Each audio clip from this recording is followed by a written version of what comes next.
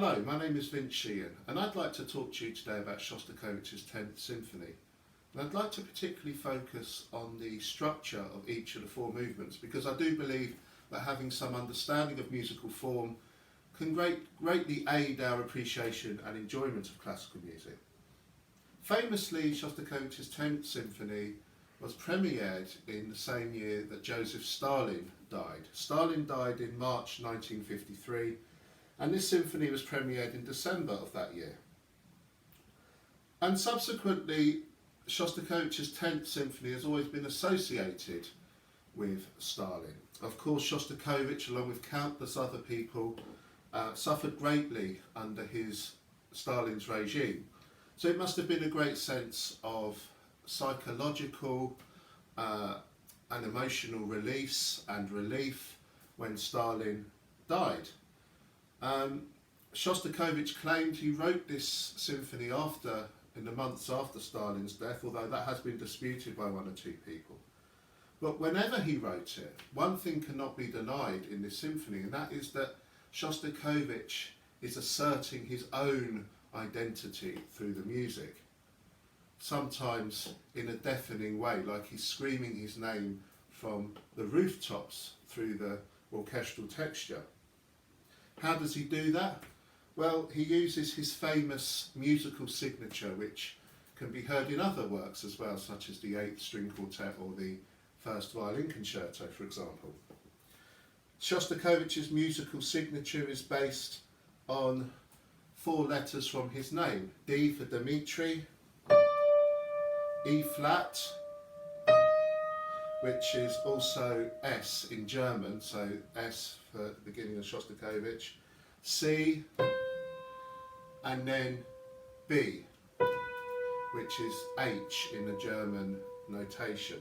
So he's using the German system of musical notation to spell out his name. D, S, C, H, that's right. So listen out for that throughout the symphony, particularly in the 3rd and 4th movements. The work itself is in 4 movements, and we begin with this massive sonata form movement.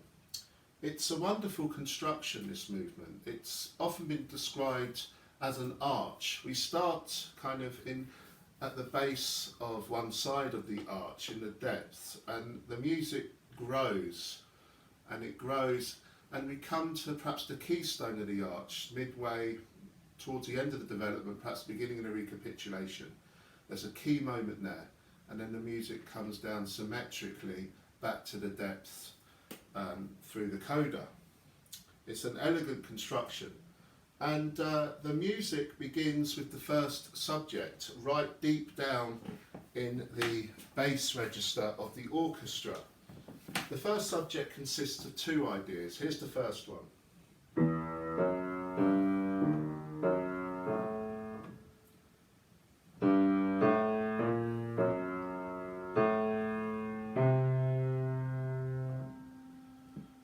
Once that is stated, that music full of foreboding, very ominous sounding music, the music's built up contrapuntally amongst the strings. And eventually a solo clarinet sings out in a rather mournful way a new idea.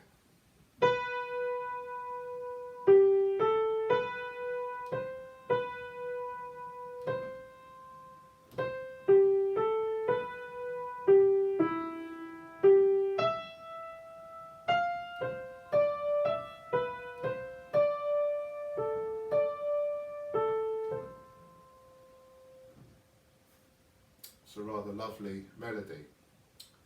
Eventually, after a huge climax, we reach the second subject. And the second subject is, we're very much in Shostakovich's black humour vein here, his kind of sardonic wit.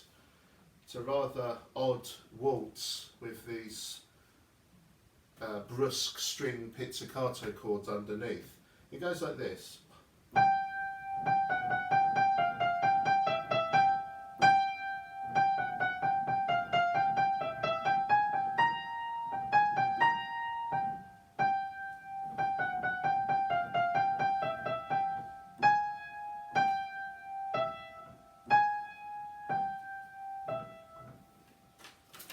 eventually we reach the development. And the development begins with combining those two first subject ideas simultaneously, weaving each idea into one texture. And eventually the second subject too, that waltz we just heard, becomes involved with those two ideas from the first subject. And eventually we come to this crashing climax where the two subjects seem to be at loggerheads with each other, like they're clashing heads together. Then we perhaps hit the keystone of the movement in this arch form. We hit the recapitulation, and the recapitulation is a crashing statement in a monophonic texture throughout the whole orchestra, playing that clarinet theme which we heard already. This time not in a soft way, but in a terrifying, brazen and crashing way. It's a thrilling moment in this symphony. From there, the recapitulation carries on, and we go down in dynamics. We hit the second subject, as we'd expect, the waltz. This time, I think it's, we hit the waltz, the second subject, and eventually we get to the coda. And the coda contains one of the most unsettling but beautiful endings to any symphonic movement by Shostakovich. We have the two flutes and piccolo with this dialogue high up in the texture, and we've heard before right at the beginning this alternation between major and minor, perhaps a Mahlerian feature, and we hear this rounds off the movement. Da, da, da, da, da, da, da, da, da, da. It's a really beautiful ending to this movement. The second movement, in contrast, is short, violent, exciting, and said to be a musical portrait of Stalin, if you believe Testimony, which is a book written by Solomon Volkov, which is said to be based on Shostakovich's memoirs. It starts like this.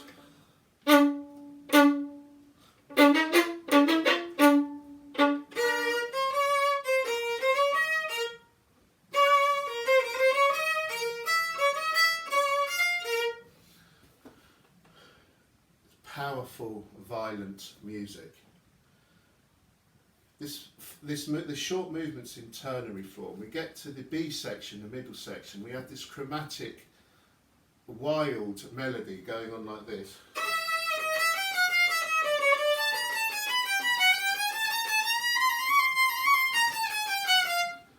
These chromatic notes sliding all over the place. Then we get this idea.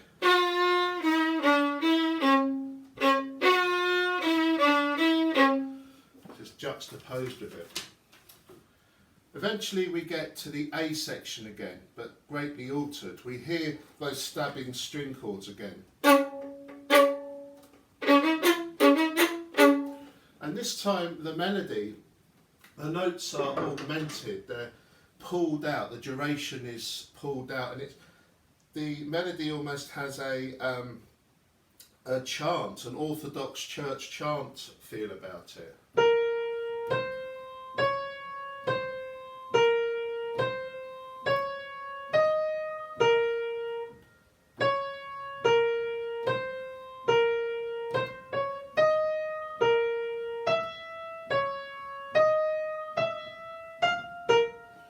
Same melody as before, but pulled out, and the duration of the notes are lengthened.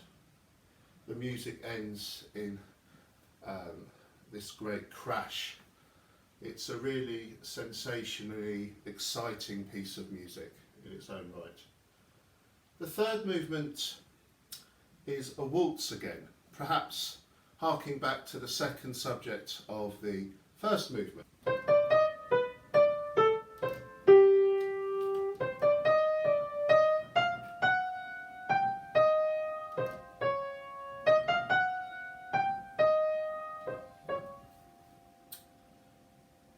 Then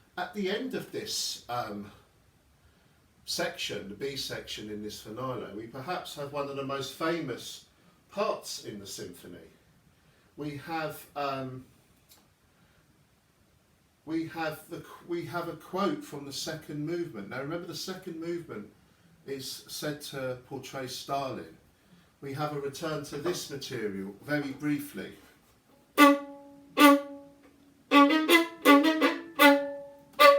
So Stalin rears his head again, but just after that, Shostakovich's signature comes back, screaming through the whole orchestra.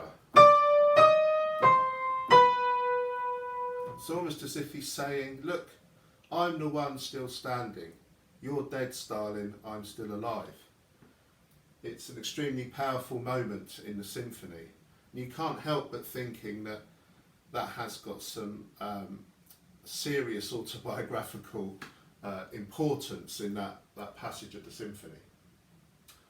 We then have this transition, the transition based on that introductory music, that solemn, serious music, with Shostakovich's signature again. And then we have the return to the first section.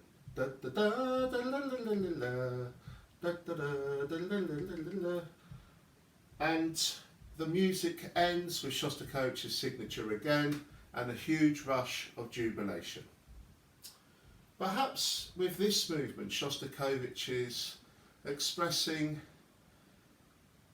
the freedom that you can laugh again. Perhaps under Stalin no one was allowed to even laugh or have a sense of humour without being worried about what they were saying. And perhaps Shostakovich is just allowing himself to laugh and just have a bit of fun. Who knows? But whatever you think about this symphony, and I'd like you to tell me what you think in the comments, you can't deny Shostakovich asserting his identity as an artist, indeed as a human being, through this powerful piece of music. Please let me know what you think in the comments below. Please subscribe, please like this video, and if you have any other suggestions for pieces you'd like me to talk about, please put them in the comments below. Thank you for watching.